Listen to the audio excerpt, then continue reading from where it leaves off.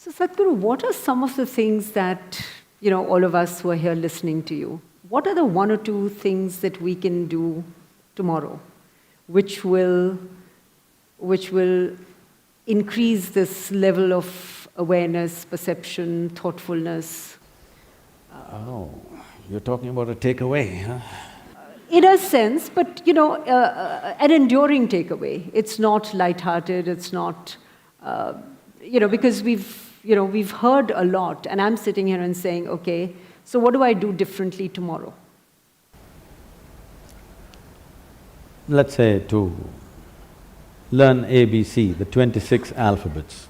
At least if you learn the Indian languages, you know 54, whatever. 26 alphabets. How long did you take to learn to write them properly in their proper order and use them whichever way you want? How long did you take? Oh, I'm still at it. A long time. At least 3-4 years minimum. Yeah. To learn to make sentences and use the way you want, maybe you took 12-15 years. Much longer than that, yes. So you gave so much just to learn some wordcraft. But to know something about the fundamental nature of your existence which could just change you dimensionally, you want to know it in 2 minutes. Why are you so unfair? No, I only want to know where to start in 2 minutes. Okay. Where to start? Just do this much. Before you go to bed today, one thing is, every hour, okay, remind yourself. Right now, it's going to be 8 o'clock, 8 o'clock, remind yourself, wow, I'm still alive. No, don't laugh. So many people who go to bed today will not wake up tomorrow morning. More than 1 million people on the planet will not wake up tomorrow morning. Tomorrow morning, suppose you wake up. Yes, who knows? You always think it's not me, it's going to be somebody. Very cruel. Tomorrow morning, if you do wake up, first check, am I really awake, alive? I'm still alive, wow. Don't have to do anything, don't scream or something. At least one big smile, okay, I'm still alive. Over 1 million people didn't wake up tonight, but here I am, alive. Fantastic or no? What is the biggest thing in your life? You're alive right now. So, you're still on tomorrow morning, just one smile, wow. Then maybe there are 2, 3, 4 people who matter to you much in your life, just check, he and she and that one and this one is alive. All alive, great. If 1 million people died tonight, which they do every night, at least 10 million people lost somebody who was dear to them. But none of those who are very dear to you are gone today. Fantastic or no? Another big smile, don't tell anybody. Just smile, okay. Great. 8 o'clock in the morning, wow, 8 o'clock, still alive. Every 1 hour, just do this exercise, okay? Every 1 hour, just remind yourself, check, on. Please understand this. If you think about God, you will become hallucinatory. Only when you are conscious about your mortality will you want to truly know the nature of this life. When you know, you're on right now and tomorrow morning you may be poof, gone. Now you want to know, what the hell? What is this? I'm real right now, but tomorrow morning, gone. So many people who are so real and on, suddenly gone. Can't believe where did they go? But you thought about it for 10 minutes and then you got busy. You had to text, my father is dead. But remind yourself of your own mortality, let the question deepen. If you can do it every moment, it's great. If you cannot, at least once an hour, remind yourself that you're mortal.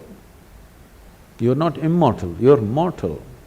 If you know that you're mortal, suddenly you will see in a few days you have no time to do any nonsense which doesn't mean anything to you. You will do only what really matters to your life. You have no time to do any rubbish with anybody. You will have time only to do the best things that you want to do, what you truly care to do in your life, and nothing other than that. And that's what you should be doing because it's a very limited amount of time.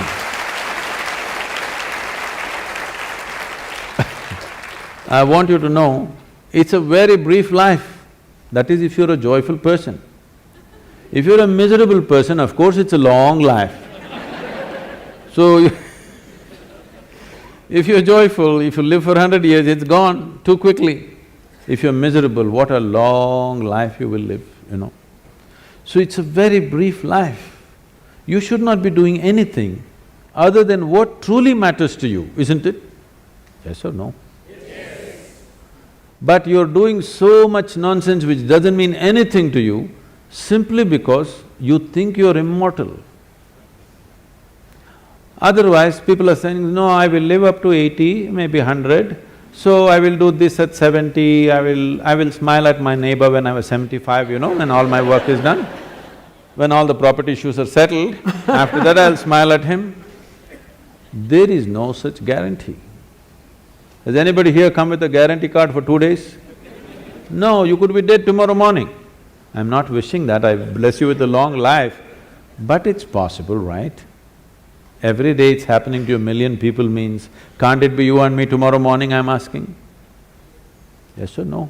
Yes. If you are conscious of your mortality, becoming aware will naturally happen because the significance of being alive will blossom. You used all kinds of words which are straight from the American coast, mindfulness, awareness, mental alertness. No, you need to separate these things. Being mentally alert will help you to survive better.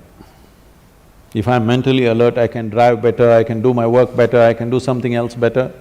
It's survival. Awareness is not about survival. When I first asked you the question, how do you know that you're here? You went around and then you said, I'm conscious. Only because you're aware, you're alive. Your awareness is aliveness, your aliveness is awareness.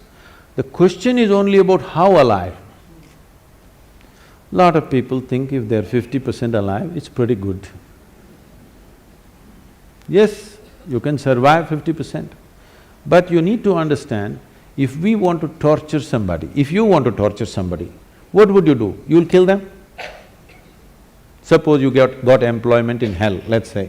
You are given the job of torturing people. What will you do? Kill them? Hello? No. No. Keep them half alive.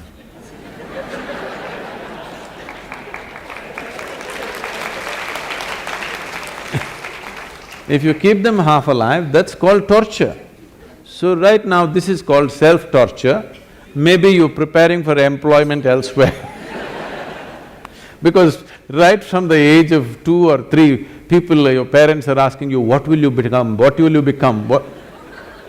Well, I'm born as a human being, I'm supposed to strive to become a human being. See, every life on this planet, whether it is a bird, if it's a worm, insect, bird, animal, tree, whatever, every one of them is striving to become a full-fledged life, and that's all. A worm is trying to be a full-fledged worm, a tree is trying to be a full-fledged tree. That's all a human being also, to become a full-fledged human being. No, no, what will you become means what kind of job will you get from the age of 3? This madness has come because of this, whatever the last century of poverty in the country, people are so deprived and they think if they don't have a job, they won't eat anything. You know, it comes from a certain poverty consciousness, we must pass it, that generation is past. Right now, if you have a few brain cells working, you can make a living. Yes? You don't have to be qualified for anything. If you have a few brain cells working in your head, you can make a living. That's not an issue anymore. There was a time it was like that, it's no more like that. It's time we leave that. It's not about what you will become, how you will be. What will be the experience of your life? Will it become the peak experience or is it just a mediocre nonsense? This is the question. Because once you have come as a human being, whatever happens, it's not enough, something more needs to happen, yes or no? You may think you're doing different things. The man who goes to the temple, the man who goes to the bar, the man who goes to work, the man who goes to conquer the world, every one of them is just seeking a larger slice of life. Some people go to the mall, some people go to the PDS, just like that. Some people think it comes free in the temple, so they go there, somebody else go to conquer the world, somebody go shopping. What is it that you're trying to do? Just trying to have a larger slice of life. But it doesn't matter, if you gather the whole world around you, you will not have a larger slice. Your larger slice will happen only if your ability to perceive is enhanced. If your ability to experience is not enlarged, then you can have everything around you, still your experience is the same. Modern life is just that. No other generation had the things that we are having around us. Most homes are looking like a warehouse. Because they're shopping trips, they don't know where to keep it, everything is falling all over the people, there's no place for the people, full of things.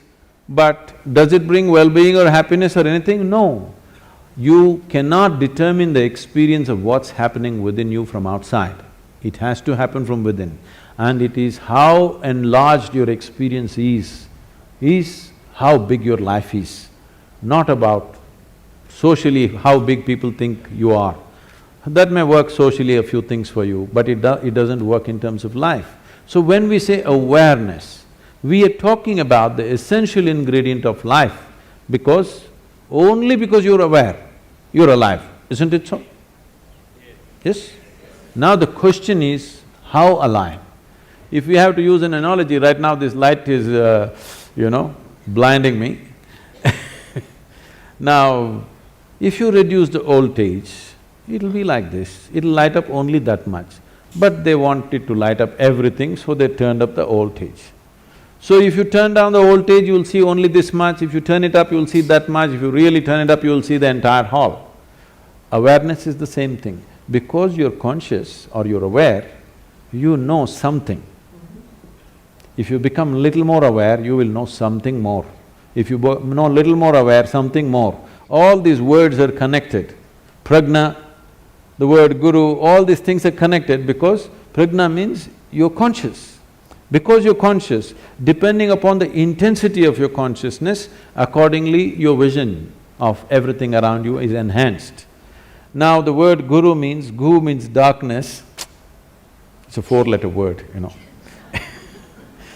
Ru means dispeller.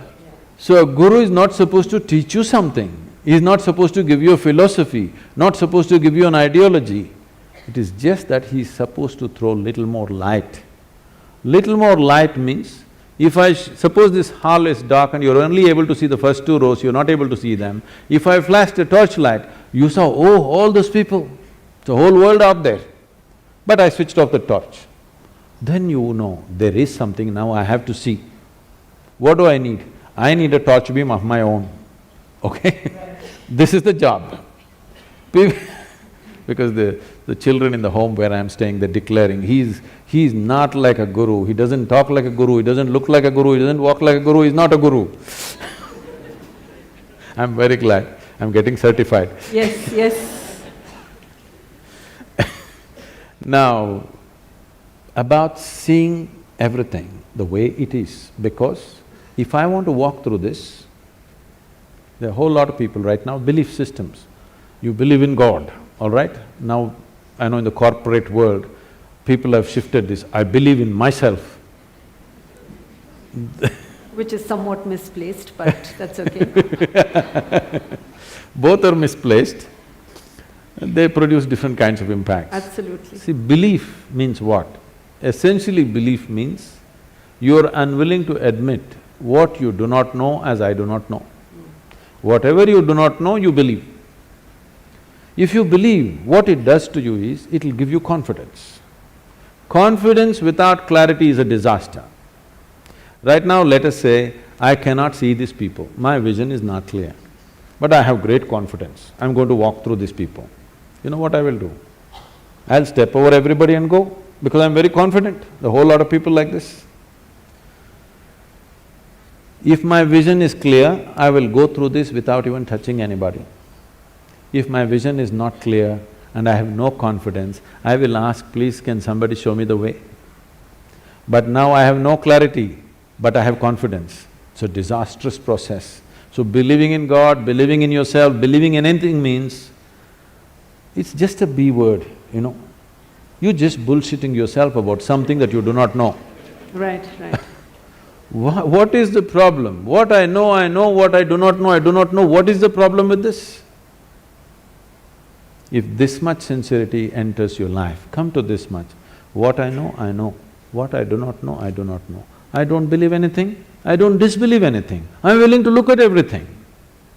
You will become a sensible human being, and every 1 hour you remind yourself you're mortal and celebrate with a smile that you're still alive. You will see wonders will happen to you. Thank you. Great.